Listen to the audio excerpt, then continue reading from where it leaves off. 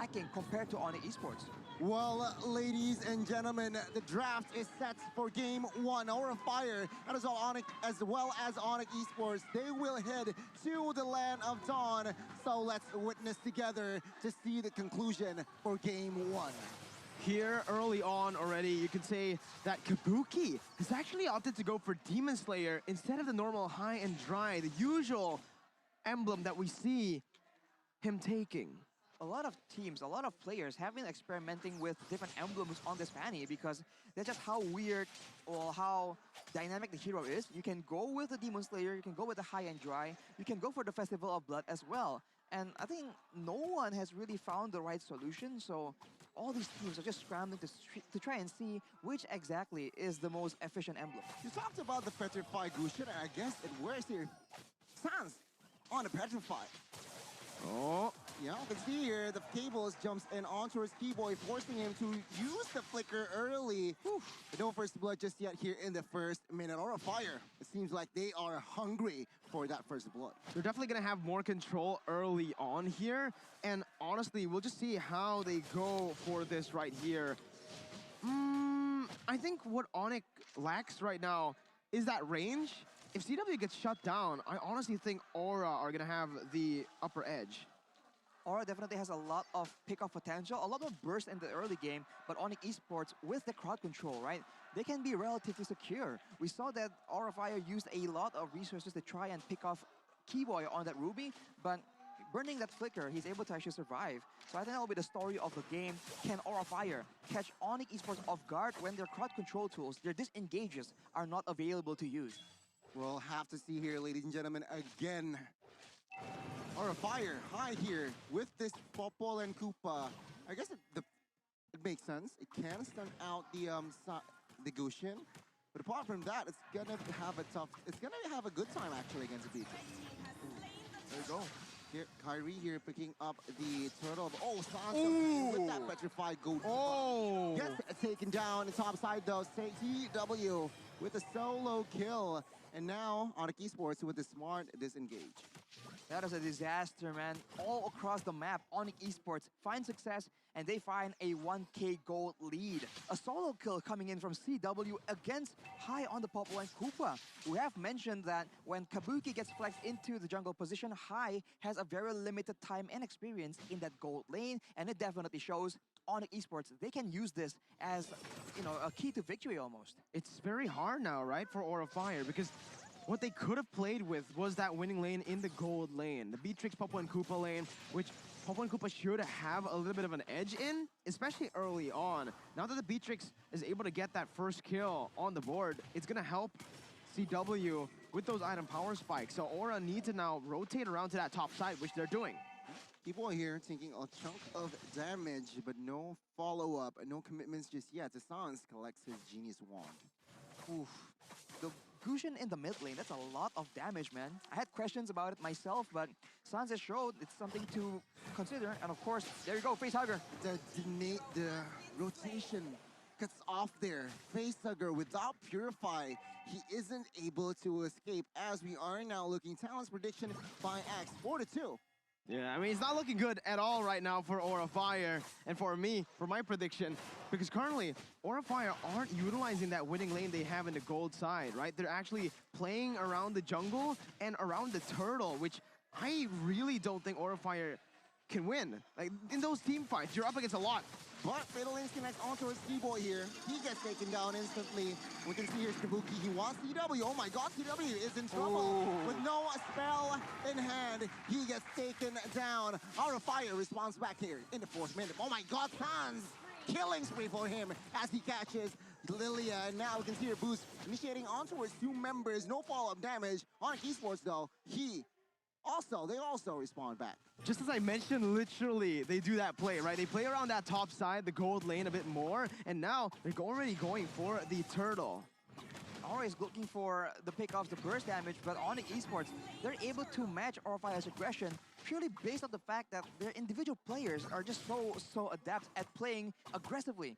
CW able to get a 1v1 kill. Of course, Sans on that Gushin, man. With the Petrify, he is relentless. Facehugger once again, just taking a lot of aggression as Kabuki is forced to try and help out. This is the only thing that our fire is slightly ahead.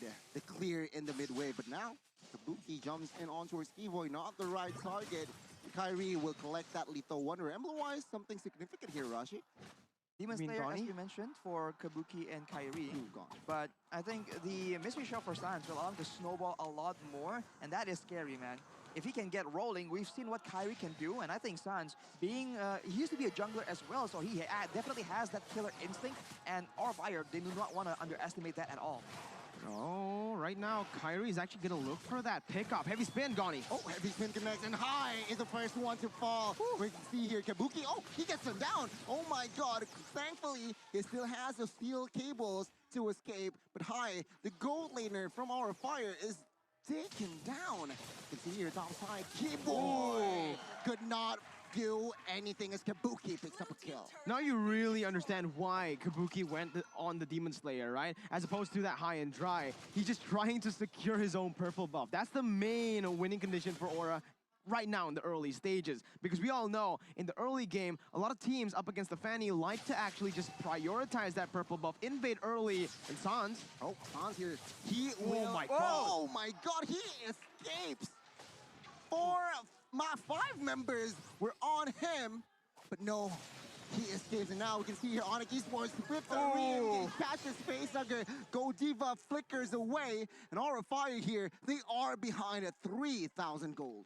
What an escape from Sans, man, using the jungle minion to try and make an escape, but CW now gets jumped on. Oh my god, a little overzealous there. He is taken down.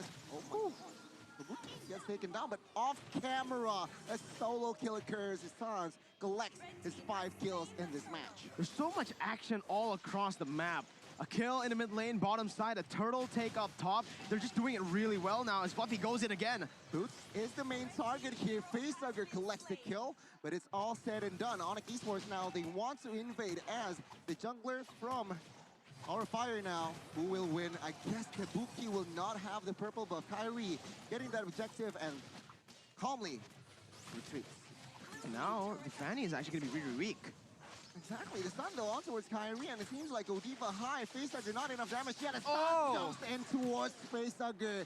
He didn't have enough, no, he didn't have the ultimate, and he gets taken down as Kabuki perhaps looking for compensation, but the whereabouts of ONIC ESports is nowhere near here. They do not know ONIC ESports establishing a very healthy lead. It's a very chaotic game so far. Usually in this kind of chaotic game, it's Aurafire who finds that advantage, but it's ONIC ESports who are able to capitalize on every single crazy skirmish, every single pickoff as well, and even every single 1v1 happening on the map. With now a 3,000 gold lead built, they're looking fresh. The better you smell, the better you play. You guys can also feel fresh with the new Axe effect.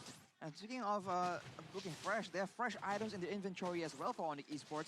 Skyrian helmet is completed for Kyrie, so he won't be needing to go back to the base almost at all. And of course, Sans with the glowing one, that's a lot of damage. And even when it comes to those team fight situations, his daggers are going to apply that burn onto everyone on the side of Aurafire. And with how squishy they are, that is not damage they can shrug off.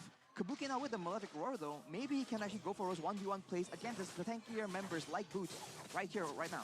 Also, game one usually sets the tempo for the series, right?